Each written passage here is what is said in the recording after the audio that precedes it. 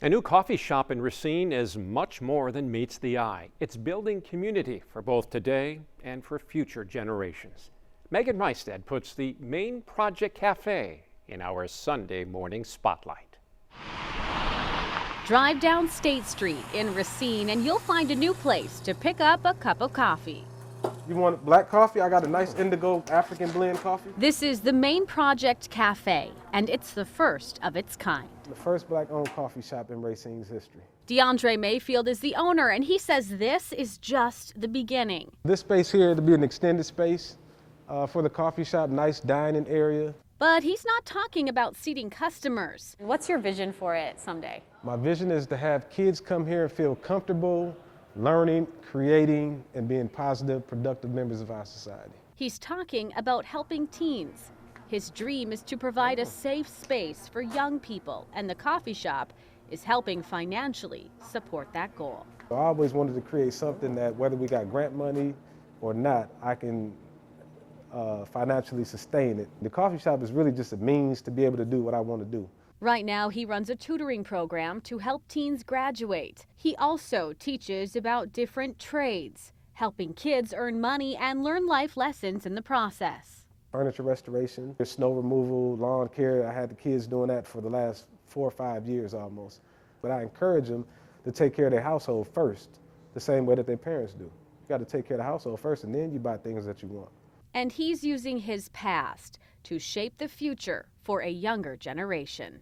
I've been in prison before for selling drugs.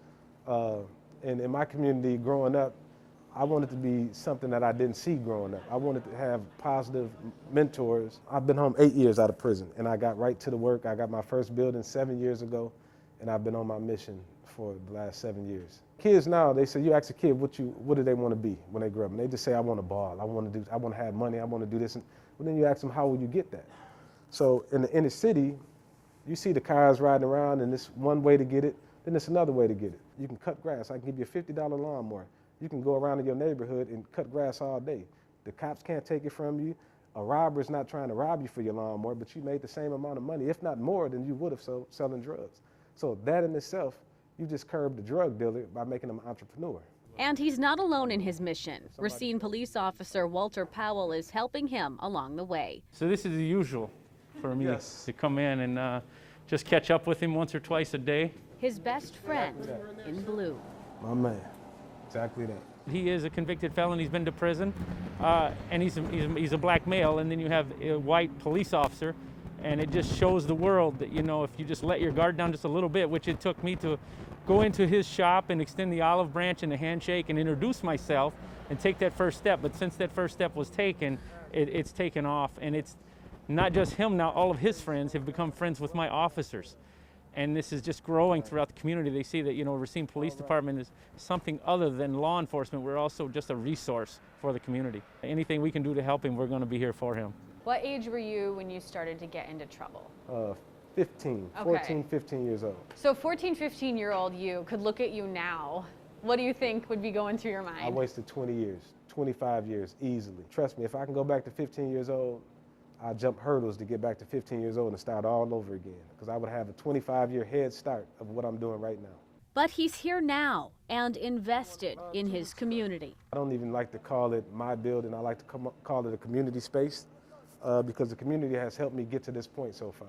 And just like the building he's renovated, he says change starts from within. So the outside of the building, that's the last thing I'm worried about.